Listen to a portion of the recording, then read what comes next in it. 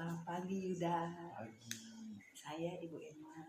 Ya, Izinkan saya mau menyampaikan kabar baik.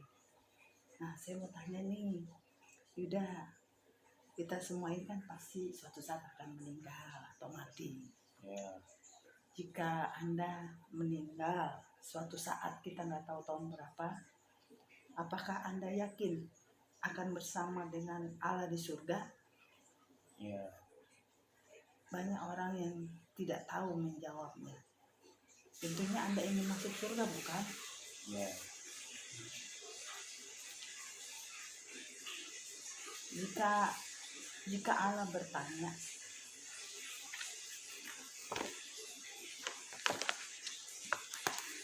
Jika Allah bertanya, mengapa aku harus mengizinkan engkau masuk ke surga?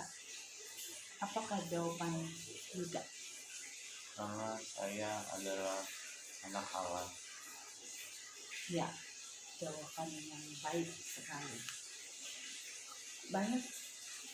Banyak orang berkata kita harus taat beribadah, menjauhi dosa, melakukan kebaikan dan lain-lain. Tetapi sebaik apakah kita agar masuk surga?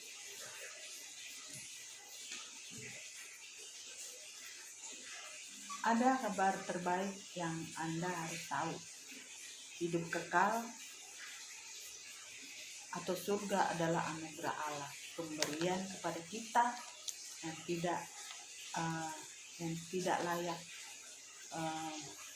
tidak layak menerimanya.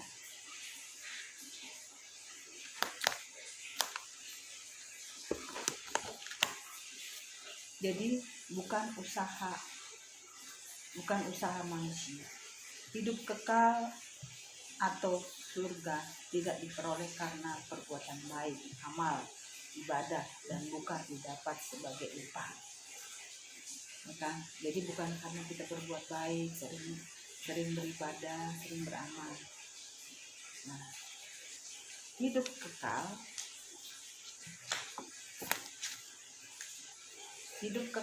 atau surga diberikan sebagai hadiah gratis, tidak perlu dibayar dengan apapun melalui kebaikan, amal, ibadah, dan lain-lain.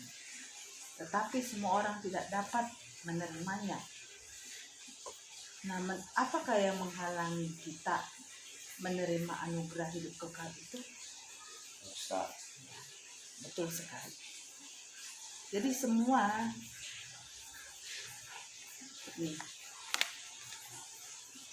manusia adalah berdosa, ya.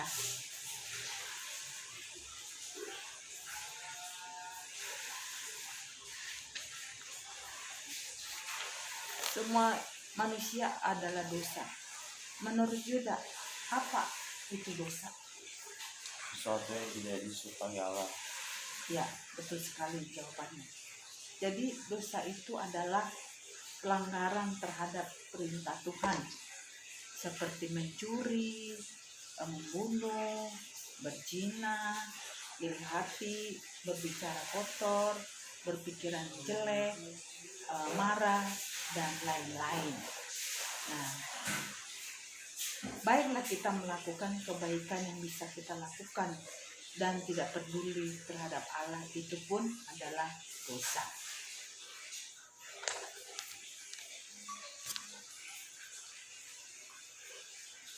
Seandainya kita hanya melakukan 3 dosa saja dalam 1 hari, maka 1 tahun kita sudah berbuat dosa lebih dari 1000.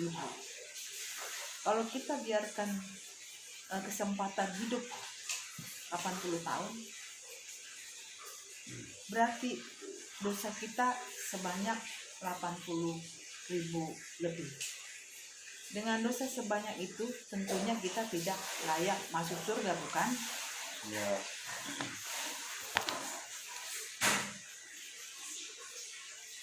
Manusia tidak dapat menyelamatkan dirinya sendiri dari dosa, seperti orang yang tenggelam di dalam lumpur hisap. Tidak mungkin mengangkat tubuhnya dengan menarik rambut. Sebab Sebab hidup kita tidak seperti timbangan. Asal kebaikan kita lebih banyak dari dosa, kita berharap masuk surga. Mengapa? Bukankah dosa seperti timbangan? Kebaikan dan dosa. Nah, karena untuk masuk surga, Allah menuntut kita harus sempurna. Artinya, kita tidak boleh melanggar satupun perintah Allah dan tidak boleh ada satupun dosa dalam kehidupan kita.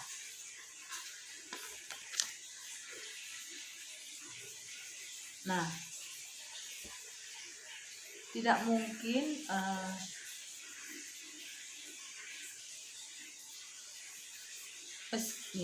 contoh dalam ilustrasi ini seperti telur yang busuk.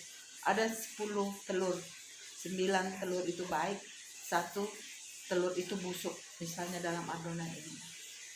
Tentunya 1 telur busuk ini akan mencemari semua yang ada di dalam adonan ini.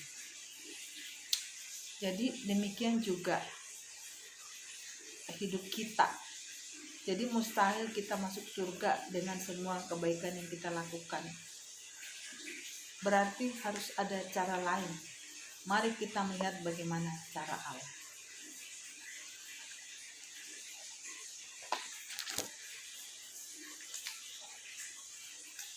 Allah tidak seperti kakek yang baik, hanya mengasihi tapi tidak menghukum kita yang berdosa. Dan seperti tokoh polisi itu adil tapi tidak kasih. Allah juga bukan seperti polisi yang adil, hanya menghukum tapi tidak mau mengampuni kita yang berdosa.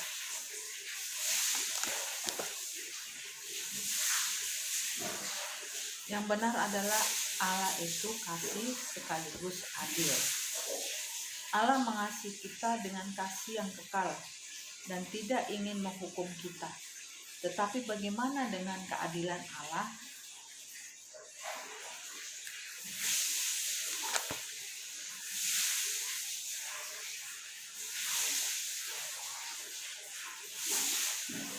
Ada seorang yang merampok bank. Karena terbukti melanggar, jaksa menuntut hukum 5 tahun penjara. Meskipun perampok itu berkata, "Saya mengaku bersalah. Saya manusia, saya mau bertobat dan berjanji tidak akan mengulangi lagi." Tetapi hakim yang adil tidak mungkin membebaskannya karena keadilan harus ditegakkan. Begitu juga dengan Allah yang adil, pasti menghukum setiap kita manusia yang berdosa. Nah, hukuman atas dosa kita adalah maut. Jadi upah dosa adalah maut. Penderitaan di dalam neraka selama-lamanya.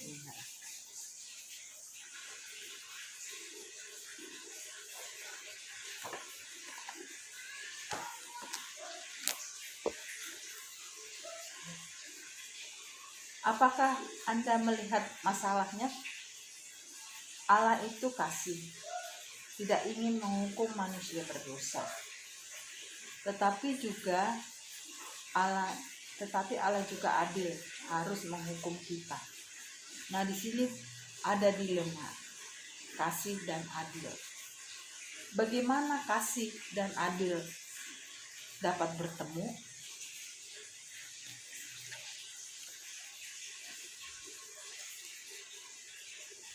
Ada sebuah cerita namanya Jenderal Samila. Jenderal Samila ini adalah seorang jenderal yang sangat adil dan bijaksana. Suatu malam, seorang prajurit melaporkan bahwa ada yang mencuri makanan jenderal. Jenderal menjadi marah, karena itu dia mengumumkan siapa yang Siapapun yang tertangkap mencuri makanan itu akan dihukum 50 kali cambukan.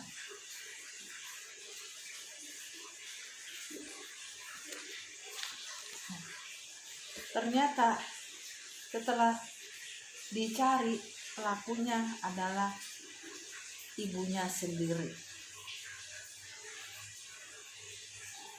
Sebagai pemimpin yang bijaksana, dia mengambil tindakan mengejutkan semua orang. Dia menempatkan tubuhnya,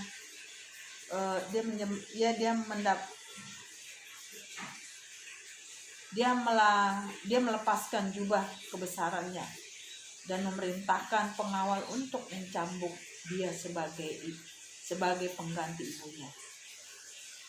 Hanya dengan cara mengorbankan diri inilah keadilan Samila dapat ditegakkan, sekaligus kasih kepada ibunya dibuktikan. Demikian juga cara Allah untuk menunjukkan kasih dan keadilannya adalah mengorbankan dirinya di dalam Yesus Kristus.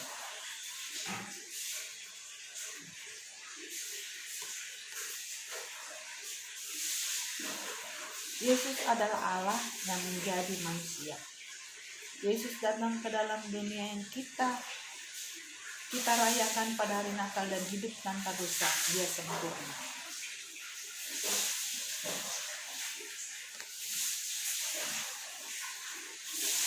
Yesus mati di kayu salib untuk menjalani hukuman atas dosa kita. Sebelum mati, Yesus berkata, sudah selesai. Artinya, seluruh hukuman dosa kita sudah ditanggungnya sekali dan untuk selamanya.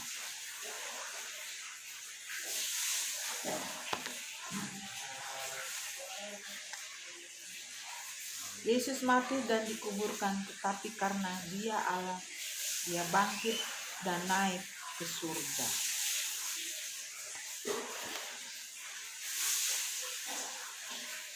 Allah mengaruniakan, Yesus menawarkan anugerah hidup kekal atau surga dengan cuma-cuma, dan ini hanya dapat diterima dengan iman.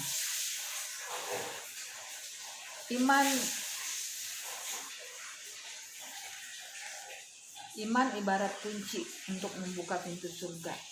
Ada banyak kunci, tetapi karena satu kunci yang benar untuk membuka pintu surga, yaitu iman yang menyelamatkan. Kunci yang lain tidak bisa membuka pintu surga, adalah iman yang tidak menyelamatkan, seperti iman yang tidak menyelamatkan, yaitu iman yang melompat dalam gelap. Iman yang melompat dalam gelap artinya kita percaya saja tapi tidak tahu apa dan siapa yang kita percayai. Hanya ikut-ikutan saja, misalnya ikut beribadah, berdoa, dan lakukan kegiatan rohani lainnya, tetapi tidak mengerti maksudnya. Ada juga iman yang tidak menyelamatkan. Iman yang tidak menyelamatkan itu tidak sih. Dia tidak iman yang berdasarkan akal saja. Tahu tentang Yesus dan setuju bahwa Yesus adalah juru selamat, tetapi hanya di pikiran. Tidak mengandalkan Yesus untuk keselamatannya. Nah, bagaimana iman yang menyelamatkan?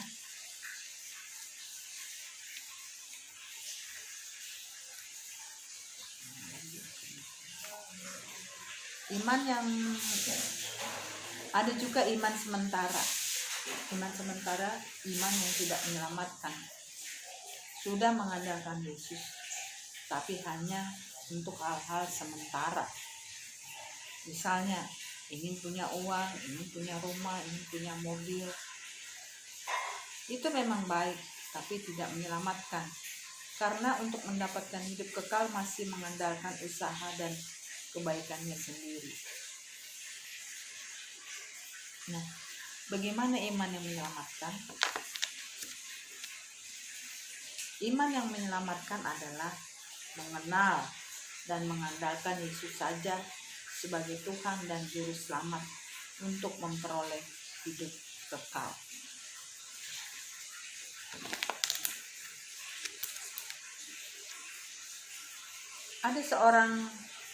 Ada seorang bernama Blondin yang akan menyeberangi air terjun Niagara dengan berjalan di atas tali baja.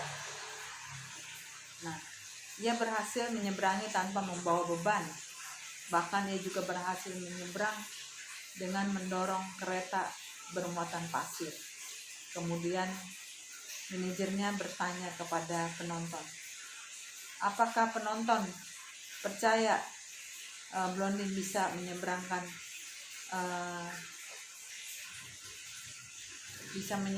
seseorang di dalam kereta dengannya?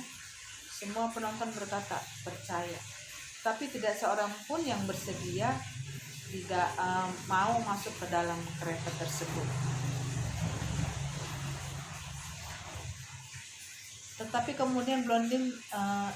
Tetapi seorang anak tiba-tiba berteriak, saya percaya, saya mau. Kemudian Blondin membawa anak itu dan menyeberangi dengan selamat. Seperti anak itu, ia mempercayakan dirinya kepada Blondin. Demikian juga iman yang menyelamatkan.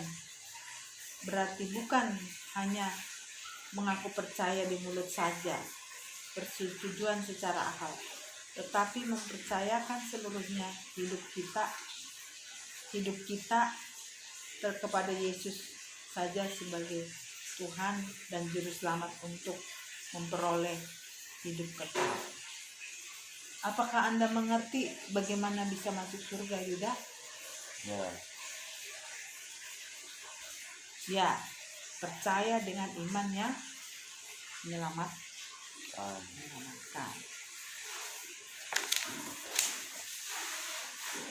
Jadi percaya mengandalkan Yesus sepenuhnya.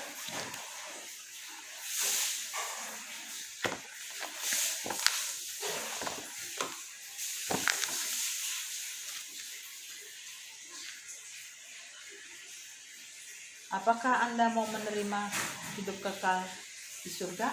Tidak. Ya. Ini berarti Anda menerima Yesus Kristus, Sang Pemberi hidup kekal.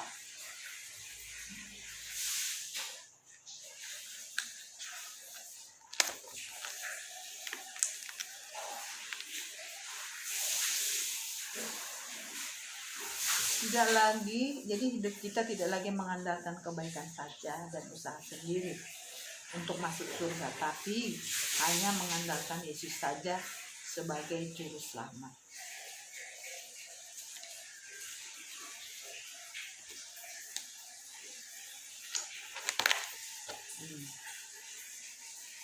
Menjadikan Yesus sebagai Tuhan secara pribadi di dalam hati.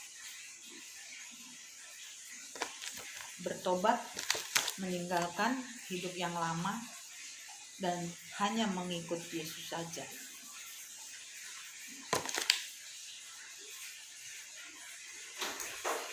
Jika ini yang Anda inginkan, Anda bisa berdoa seperti ini. Ikuti cara saya. Sebagai buktinya, saya mau bertobat, meninggalkan hidup lama saya dan hanya mengikut Yesus saja sesuai dengan janjinya. Saya percaya hari ini sudah menerima hidup kekal dalam nama Tuhan Yesus Kristus. Mari kita berdoa dan ikuti doa ini. Lipat tangannya, tutup matanya. Tuhan Yesus Kristus, Yuda ikutin. Tuhan Yesus Kristus, Saya mengaku orang berdosa dan tidak layak menerima hidup kekal. Hari ini saya mau menerima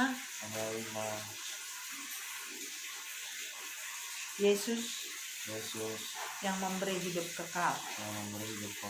Tidak mengandalkan diri sendiri dan hanya mengandalkan Yesus saja sebagai Juru Selamat. untuk selama-lamanya. untuk selama-lamanya. Masuklah dalam hati saya, Masuklah dalam hati saya, menjadi Tuhan menjadi Tuhan yang berkuasa yang berkuasa atas hidup saya. atas hidup saya. Sebagai buktinya, Sebagai buktinya, saya mau bertobat, saya bertobat, meninggalkan meninggalkan hidup lama, hidup lama, dan hanya dan hanya mengikut Yesus saja, untuk itu saja, sesuai dengan janji-Mu. sesuai dengan janji-Mu.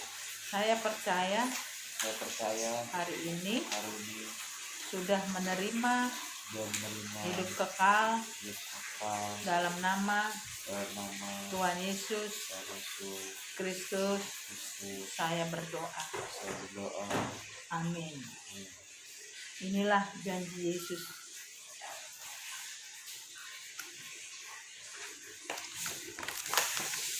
Nih, inilah janji Yesus kepada kita yang percaya. Yohanes 6 ayat 47. Aku berkata kepadamu, sesungguhnya barang siapa percaya, ia mempunyai hidup yang kekal. Hidup yang kekal itu maksudnya hidup di surga selama-lamanya. Janji Yesus pasti ditepati dan tidak pernah berbohong.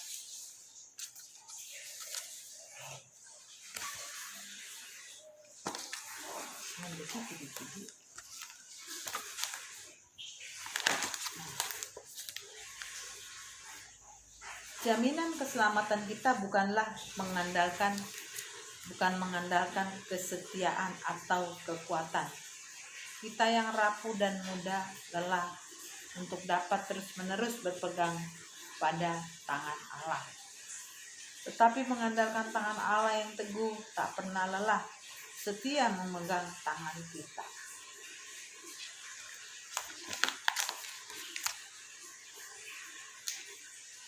Seperti apakah janji Yesus dalam Yohanes 10 ayat 28? Aku memberikan hidup yang kekal kepada mereka, dan mereka pasti tidak akan binasa sampai selama-lamanya, dan seorang pun tidak akan merebut mereka dari tanganku.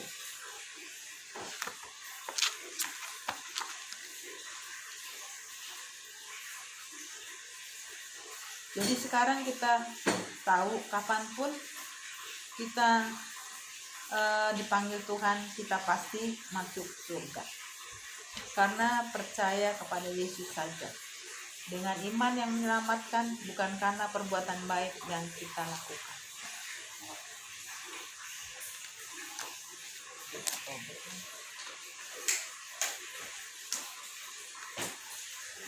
Karya Kristus sempurna, berarti tali yang cukup panjang dan cukup kuat, tidak perlu ditambah benang untuk menyelamatkan seseorang yang terperosok ke dalam jurang. Demikian juga karya keselamatan Kristus adalah sempurna sekali untuk selamanya dan tidak perlu ditambah dengan perbuatan kita. Tetapi kita harus berbuat baik sebagai tanda syukur kita kepada Tuhan dan sebagai buah dari iman kita.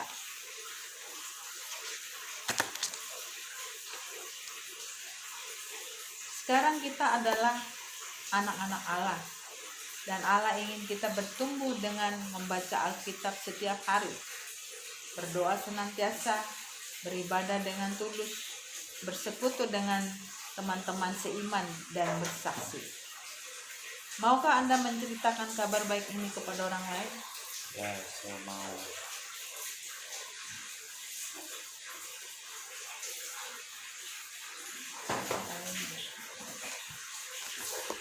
Sudah habis. Puji Tuhan, salaman dulu.